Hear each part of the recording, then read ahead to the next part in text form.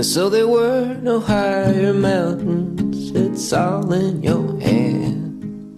And valley was the future sea, and our sails the plan. And in this travel En Serenarte hablamos mucho de las emociones, de lo que significa sentirlas, de cómo aprender a abrazarlas, a vivirlas y en muchos casos aprender a estar con ellas para que no se conviertan en un problema. Pero ¿son todas las emociones necesarias? ¿También la ansiedad o la culpa? Hoy analizaremos este aspecto con nuestra psicóloga María José Santiago, porque aunque muchas emociones no nos despierten sentimientos agradables, todas nos están hablando. Y es que en realidad nos están contando cómo el mundo interfiere en nosotros, en nuestra mente. ¿Sabías que la culpa es una emoción que activa nuestro sistema de alarma cuando creemos que no hemos hecho las cosas bien? Algo que está muy bien cuando realmente hemos actuado mal. Pero ¿qué pasa si se nos activa aunque yo no haya transgredido las normas? ¿Qué sucede cuando me siento siempre la culpable de todo lo que sucede a mi alrededor? Hoy hablamos de la culpa.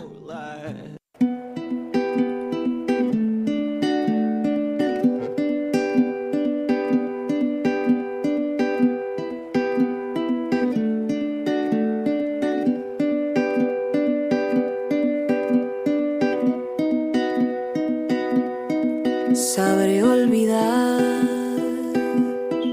porque el silencio no da opción cuando uno canta y este dolor se ha de esfumar en mi garganta. Sabré olvidar,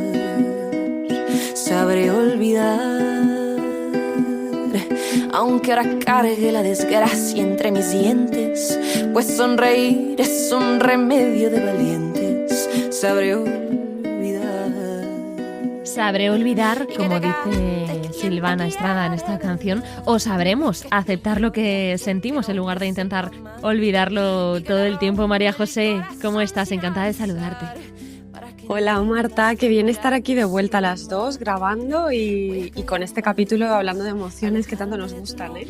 Sí, porque muchas veces las rechazamos así de primeras y tú nos vas a enseñar un poco a aceptarlas, a abrazarlas. Yo mencionaba en la introducción ya algunas preguntas clave porque la culpa es una emoción y como tal la podemos sentir todas.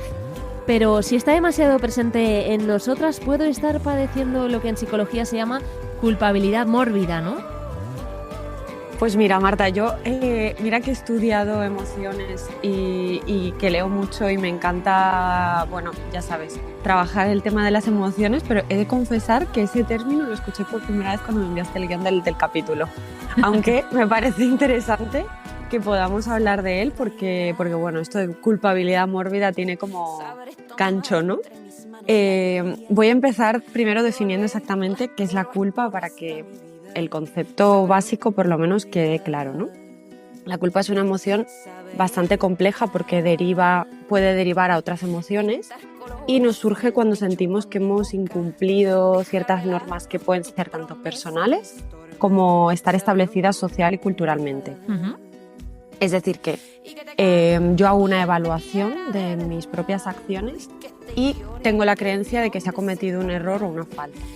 Por otro lado, la culpabilidad mórbida aparece sin ni siquiera haber cometido una falta o sin haber incumplido esas normas sociales o personales, ¿no? Es como cuando hay una necesidad en un exceso de control o una sobrecarga de responsabilidades, la persona piensa que todo depende de ella misma, entonces por lo tanto cualquier fallo o cualquier cosa que mínimamente no sale como se esperaba, pues se atribuye esa culpa todo el rato, ¿no? Claro, es como quizá también si esas normas sociales o personales estuvieran demasiado elevadas, ¿no? Que todo nos hace sentirnos culpables sin tener en realidad la culpa de las cosas que pasan a nuestro alrededor. Exacto, ya no solo es esa evaluación en ese momento que hago, sino también todo lo que me estoy cargando a mi mochila, ¿no? Uh-huh. Por eso a nivel terapéutico en este tipo de culpa va un poco más allá de ese error, ¿no? Uh-huh. Tiene que ver con desmontar ciertas creencias que pueden ser disfuncionales, ver de dónde vienen ese exceso de responsabilidades, ¿no? Desde dónde se están atribuyendo todo ese peso. Vale, y si volvemos, María José, a la culpa como emoción, ¿cuáles podríamos decir que son los pensamientos cuando sentimos culpa? Es decir, ¿qué solemos decirnos a nosotros mismos para saber identificar cuándo me estoy sintiendo culpable y cuándo no? Los pensamientos, sobre todo, se relacionan al arrepentimiento, ¿no? Incluso también a criticarme en exceso, a hacerme mucha autocrítica y que pueden llegar a ser muy rumiativos. Por ejemplo, el pensar sobre por qué hice esto, por qué dije lo otro, castigarme mucho por ello y acabar al final pasándome casi todo el día pensándolo, ¿no? No siempre pasa, me refiero a que puede depender mucho de la persona, de la situación, de su momento vital, pero yo te diría que esos 3 factores pueden ser un combo en los que se engloban esos pensamientos de culpa. ¿Y cómo se somatiza? O sea, ¿cómo nos sentimos ante la culpa? Pues podemos sentir, por ejemplo, un nudo en el estómago, presión en el pecho, tensión muscular, diversos. Entiendo que para esto pues cada persona, ¿no? Tiene unos síntomas o lo puede sentir distinto. Yo, por ejemplo, sí que ese nudo en el estómago sí que me he sentido reconocida, ¿no? En cuanto me siento mal por algo, enseguida el estómago como que se me cierra.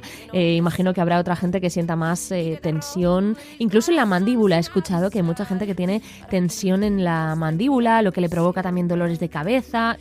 Imagino que cada persona que nos esté escuchando puede sentir o sentirse identificado con unos síntomas diferentes totalmente. Sí. O sea, cada persona también tiene como algún lugar donde las emociones se concentran un poco más. Tú lo que has dicho de el estómago, yo también lo noto enseguida a nivel estomacal y a nivel muscular también, con bruxismo, cuando estoy teniendo momentos a lo mejor en los que hay más estrés o hay más miedo al fallo, pues enseguida ya me noto que la mandíbula por las noches va sola.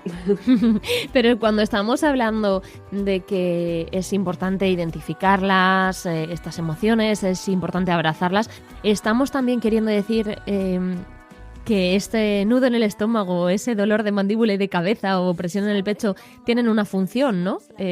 ¿Cuál sería la de la culpa? ¿Cuál sería la función de la culpa? Bueno, la somatización muchas veces va de la acumulación de emociones, ¿no? Cuando estamos sintiendo una emoción en mucha intensidad y el cuerpo al final nos está hablando, ¿no? Pero en el caso, por ejemplo, también de la culpa, bueno, y cualquier emoción, cada una ya hemos hablado que va teniendo su función. En el caso concreto de la culpa, la función puede ser incluso adaptativa y funcional, ¿no? Me refiero que puede motivar a las personas a corregir sus propios comportamientos, a aprender de sus errores, a establecer relaciones saludables. Lo que es disfuncional es cuando esa culpa es excesiva o injustificada, ¿no? Como hemos hablado anteriormente, que incluso cuando ni siquiera ha habido un error, la persona se siente culpable por absolutamente todo, ¿no? Y esto sí que puede llegar a convertirse en un problema y afectar negativamente a la salud mental de la persona. ¿Y hay diferentes tipos de culpa, así como hay diferentes tipos de sentirla?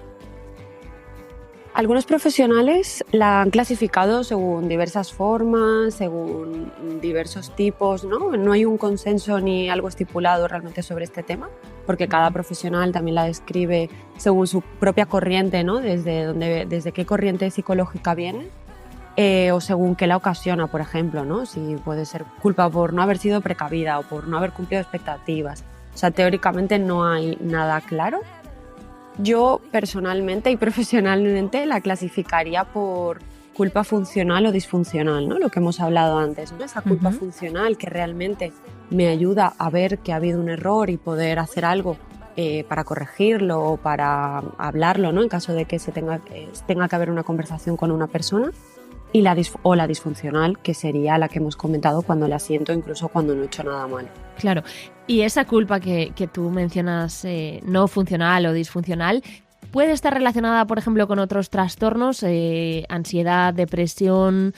¿Puede hacer eso que tengamos la culpa más presente o es totalmente independiente? No, sí, se puede dar dentro y a consecuencia de, ¿no? O sea, podemos sentir culpa muy elevada dentro de un trastorno de ansiedad o un trastorno depresivo. Y puede darse dentro como de un síntoma más, ¿no? Dentro de esos trastornos. Y puede ser algo principal o precedente, me refiero. Que a consecuencia, por ejemplo, de una culpa muy repetida y muy injustificada y disfuncional, puedo empezar a desarrollar algún tipo de trastorno de ansiedad, por ejemplo, ¿no?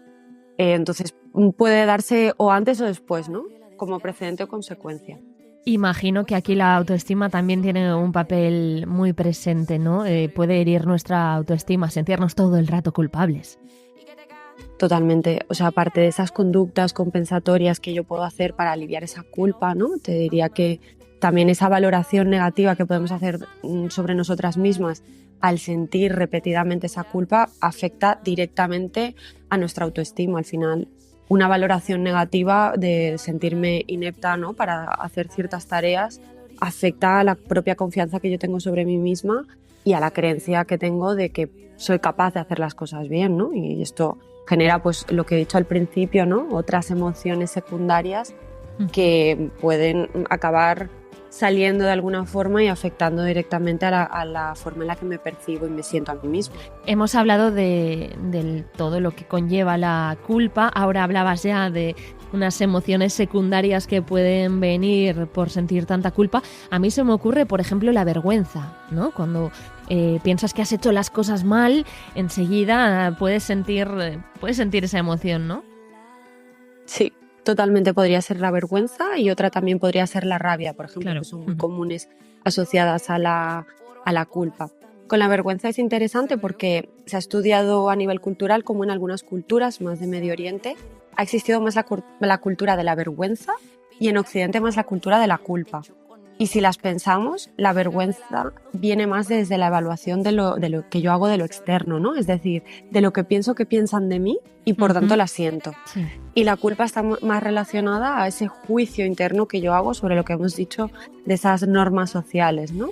Pero en cualquier caso es cierto que pueden darse una como consecuencia de la otra. Yo en terapia también observo que la relación que tiene la culpa concretamente con la rabia, la tristeza o el miedo, que estas emociones surgen de forma secundaria por cuando realizo sobre todo esas conductas compensatorias, ¿vale? Me explico. Sí, ¿podrías darnos un ejemplo?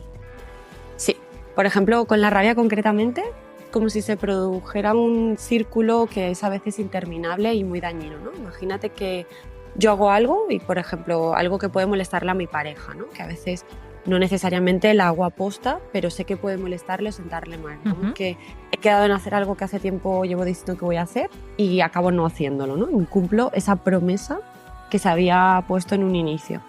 Entonces mi pareja me señala este fallo y al decírmelo siento culpa. Sí. Ahí hay una culpa funcional y justificada, ¿no? Como siento la culpa, siento que tengo que compensar ese error, entonces empiezo a realizar conductas que compensen ese fallo. Así que ya no solo hago eso que le prometí que iba a hacer, sino que el resto de deberes de casa, por ejemplo, las empiezo a hacer desde ese sentimiento de culpa, ¿no? Sí. ¿Qué pasa luego? Que como lo hago desde esa compensación, con esa carga de culpa, aguanto hasta que de repente exploto, ataque de rabia, porque claro, durante todo ese tiempo yo he dejado de hacer cosas que igual necesitaba o que me hacían bien por estar compensando ese error. O porque directamente estaba cargándome con un montón de cosas y ahí vuelta a la culpa, vuelta a hacer algo de forma impulsiva que lleva a otro fallo y volvemos al círculo. No sé si se entiende bien. Sí. Realmente ahí la rabia surge por todo el aguante, ¿no? que estamos haciendo, por no haber gestionado previamente la culpa, entiendo. Claro, si la pudiésemos reconocer en el momento que surge, hiciéramos algo para arreglar el error acorde al fallo, o sea, por eso decía lo de está bien intentar arreglar el error, ¿no? La cosa es todo es que va luego de intentar arreglar el error, que es mucho más elevado al es desproporcionado, al nivel del fallo, ¿no? Diríamos. Exactamente. No encontraba la palabra. Entonces, claro, lo que pasa es que voy acumulando y de repente pues acabo explotando, ¿no? Porque dejo de hacer un montón de cosas que a lo mejor yo necesitaba para mí misma, para mi propio bienestar, por estar compensando ese error, ¿no? Sí. Y con las otras emociones pasa un poco igual, ¿no? Con la culpa y el miedo pasa que también me bloqueo, ¿no? Por ejemplo, y esto sale en consulta, aquí no le ha pasado que algún amigo o alguna amiga te escriben un mensaje y por lo que sea se te hace bola en ese momento contestar y te das cuenta de que ha pasado un tiempo y te da mucha culpa, ¿no? De ostras, no me he acordado de contestarle, lo he dejado de lado y acaba siendo tan elevada la culpa que te acabas bloqueando porque piensas que se puede haber enfadado, que puede estar triste o que le puedes haber decepcionado, ¿no? Y acabo justamente ya ni siquiera volviendo a contestar. Esto es un ejemplo muy simple o muy bueno, sí, muy chorra, ¿no?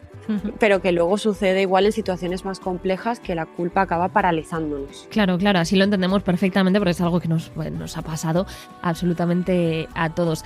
Sentir esa culpabilidad de forma constante me puede afectar en mis relaciones sociales, María José, porque ahora mismo, con este ejemplo que ponías del WhatsApp simple, de no contestar, de bloquear, de perder amistades, quizás por quedarte bloqueado, por sentir esa culpa, ¿cómo se convive con este sentimiento y la vida social?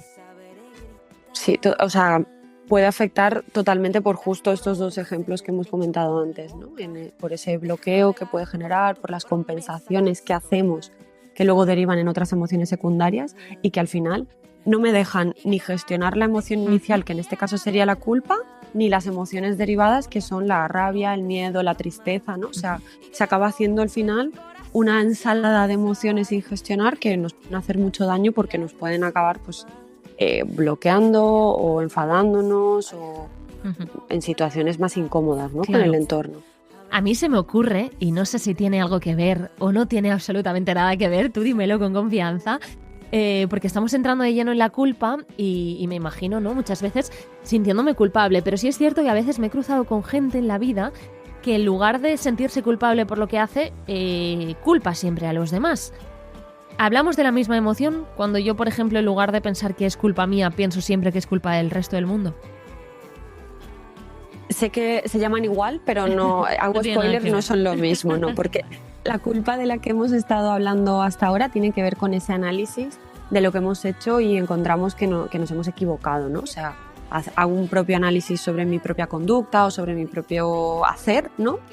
Y me doy cuenta de que he incumplido esas normas o he cometido algún fallo, ¿no? Pero el culpar a los demás siempre por lo que hacen es una forma de justamente evadir esa responsabilidad y ponérsela al otro, ¿no? Es como que Es dejo justo de... todo lo contrario, entonces. Exactamente, exactamente. Son distintas. En una me puedo arrepentir y arreglar ese error, pero en el otro exijo y responsabilizo además a la otra persona de cualquier error. La culpa y culpar a otros son entonces emociones distintas. ¿Cómo podemos soltar esa culpa o saber cuándo soltarla al menos? ¿Cómo se trabaja esta emoción? Porque eso imagino que habrá que trabajarlo también en consulta, ¿no? Sí, de hecho, como suele a veces venir incluso por otras emociones derivadas, ¿no? Con lo que he comentado antes de la rabia, a veces sale porque pues, una persona ha tenido un ataque de rabia, ¿no? Y por consecuencia ha tenido una discusión muy fuerte y luego es algo que sale en terapia, ¿no? Yo para mí una de las cosas más importantes, y diría la primera, detectar en la culpa cuáles son esos patrones de pensamientos que estoy teniendo, ¿no? Hemos dicho que hay muchos pensamientos repetitivos en la culpa, pues identificar cuáles están siendo esos pensamientos, cómo está siendo ese diálogo interno que yo estoy teniendo conmigo misma, ¿no? Luego, enfatizar y hacer un trabajo en las habilidades de comunicación, trabajar la comunicación asertiva, por ejemplo, en el que yo puedo ser capaz de expresar cómo me siento, pero también responsabilizarme de mi propio error y de esa propia culpa para reparar el daño, ¿no? Hacer un trabajo también de reparación del daño que puede ser a través de acuerdos con la otra persona, puede ser a través de, bueno, del diálogo, ¿no? Sobre todo, tenemos que abrir la puerta a que todo eso lo podamos escuchar para luego abrir al diálogo, ¿no? Revisar cuáles son los valores y las creencias de la persona, ¿no? Porque también es importante saber a qué le estoy dando yo importancia y cuáles son mis creencias. Qué difícil esto, para... Muy complicado cambiar totalmente, es cambiarte de cero, ¿no? Hacer una revisión muy profunda de tus valores y tus creencias.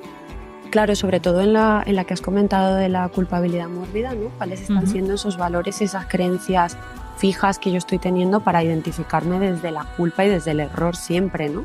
Entonces hay que hacer, pues por eso también está muy relacionada a la autoestima, ¿no? Porque al final la autoestima es un trabajo personal de autoconocimiento, de reconocerte, de autoamor, ¿no? Y la culpa pues se relaciona en muchas cosas por eso mismo, porque también en el trabajo de la culpa también hay un trabajo personal de autoestima. Y nada, otra que yo también trabajo mucho y me parece muy importante es que podamos cultivar la capacidad de autocompasión y de práctica del perdón, ¿no? El propio perdón a mí misma, porque si además de sentir la culpa me trato mal, no me perdono, me machaco por ese error, es muy difícil luego realmente hacer un trabajo profundo con la culpa. Totalmente. Bueno, hablábamos de la importancia de trabajar esa autoestima. Vamos a recordar que nuestro primer capítulo de la primera temporada de Serenarte fue precisamente hablar y trabajar, ¿no?, de esa autoestima y de aprender un poquito a querernos. María José Santiago, pues yo creo que ha quedado todo bastante claro con la culpa y con cómo tenemos que empezar a trabajar. De todas formas, siempre conviene recordar que si alguien está sintiéndose tan mal que interfiere en su vida diaria, mejor que contacte, ¿no?, con un profesional. Y bueno, nosotros solo somos un poquito esa introducción al tema, porque si no estaríamos horas en cada capítulo hablando de cada asunto, de cada emoción y de cada cosa que nos puede preocupar. María José, muchísimas gracias y vamos ya a empezar a pensar en el siguiente capítulo de Serenarte. Un abrazo a todas las personas que nos escucháis.